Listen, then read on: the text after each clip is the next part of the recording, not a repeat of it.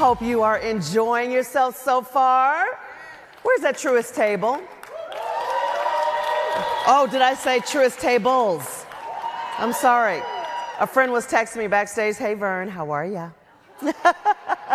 So good to see everybody though. If you text me, I'll mention you, so text me. All right, now I hope nobody's planning to go anywhere because there's a wonderful surprise backstage for you. So I have a musical performance by Grammy-nominated artist Major. Just saw him in the house. And, gonna love this, the recently re-elected senator from the great state of Georgia, Reverend Dr. Raphael Warnock in the house. Get up! Everybody get up. All right, y'all. All right.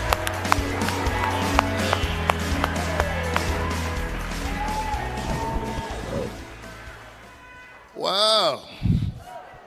Hello, everybody. So, yeah.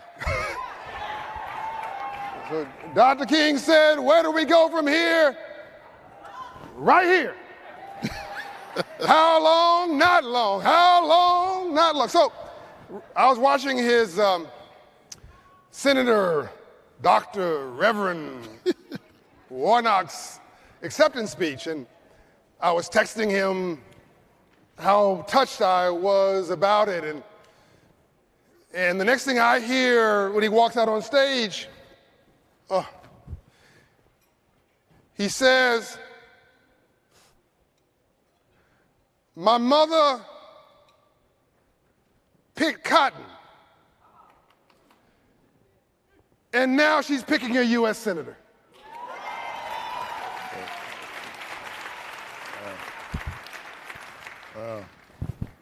You know, what I loved, and I heard this from several people who texted and emailed me, Michael Arrighetti, we know all these people from these different worlds, and they were so impressed with how much you haven't changed. You're the same normal guy they met and they respected, the authenticity. I'm gonna get into our history a little bit, but I found that success only amplifies who you were already. I'm sorry, success, yeah, if you are a good guy or a good lady, you become a better person who's successful. If you are a jerk who becomes successful, you become a perfected jerk. And I watch for people as they assail and they go to Washington, I watch how some people become important. They come down with Quincy Jones, a case of seriousness. See there? He even laughed off without a script. Talk without being offensive, listen without being defensive, always leave even your adversary with their dignity. That's Reverend Senator Warnock. You have been the same guy since I met you. Where does that come from? Is that mom and dad? Yes. Hello, everybody. Good to see you. Good to be here with you, John, and wonderful to be a part of the Hope Global Forums. Yeah, I mean, I grew up in public housing, in Caton Homes housing projects, and people who've heard me speak hear that time and time again about my dad, who poured into me a fierce work ethic, a man who picked up broken cars and loaded them on the back of a rig. He was a small businessman, struggling, but that's how he took care of his family, loading these old broken cars on the back of a rig. But he was also a preacher. And on Sunday morning in his small church, just hardworking, salt of the earth people, the same man who picked up broken cars, lifted broken people, convinced them of their value. And what he poured into me and what my mom poured into me, she's grew up in the 1950s in Waycross, Georgia, picking somebody else's cotton, picking somebody else's tobacco. That is the foundation for who I am. And in a real sense, with all of the things that I've been able to do, I feel like I'm still standing on tiptoe trying to catch up to my dad and my mom.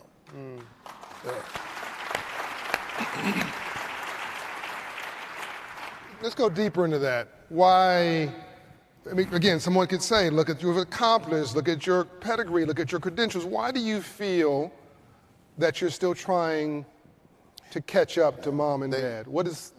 Get me into that. Each of them, they embody what Rabbi Abraham Joshua Heschel called moral excellence and spiritual grandeur. A kind of spiritual depth, and I don't mean, a kind of false and religious pretentiousness, but a real spiritual depth, and just good people who taught me good values. You work hard, you do unto others as you would have them do unto you. You love your neighbor, you give back to community, and those values continue to guide the work that I do. And I feel like, with all that has been given to me, to whom much is given, much is required. And so, I talked about this when I eulogized my dad back in 2010. I mentioned in his eulogy that his name would not appear that day in the New York Times. Nobody, there was not going to be a crawl on CNN that Jonathan Warnock died. But here is an ordinary man with an extraordinary epitaph. He loved his family. He loved his wife. He took care of his children. He worked hard. He loved his country before his country learned how to love him back. My dad was born in 1917. I had an older father. Wow. I'm 53, but my dad was born in 1917. And I say I had an older father, but I came pretty close. I've got a 4-year-old at home and a 6-year-old. Don't hate.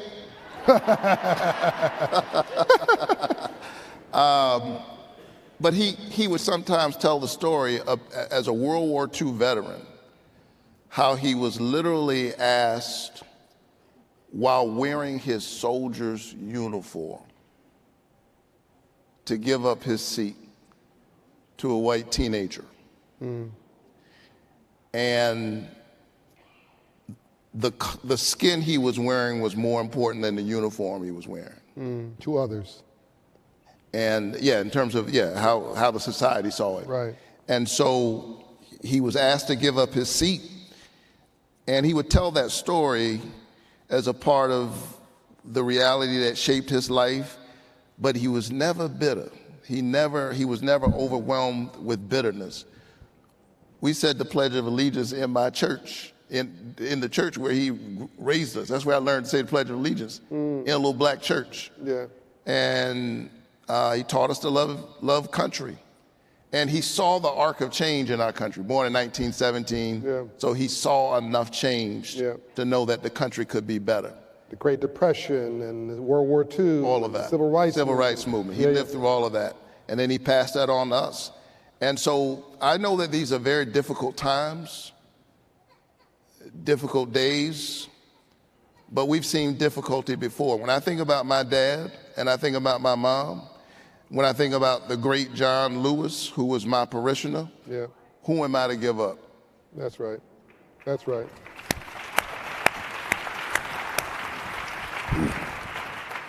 I think about, first of all, your dad's been promoted, gone on to a better place. That's right. As we know, we're not human beings, and you inspired this in me. We're not human beings having a spiritual experience. We're spiritual beings having a human experience. And I've noticed how you've come into Washington, which we're going to pivot to in a moment. Most people I know, I've known presidents, senators, congressmen, of course, they change. They go from